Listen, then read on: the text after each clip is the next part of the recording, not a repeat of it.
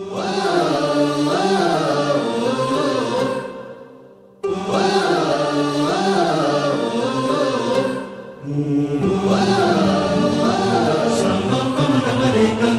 जीवन आपुले सार्थ करारे, राष्ट्रभक्ती निस्वार्थ करारे, एकजुटीने कार्य करा या देशाचे.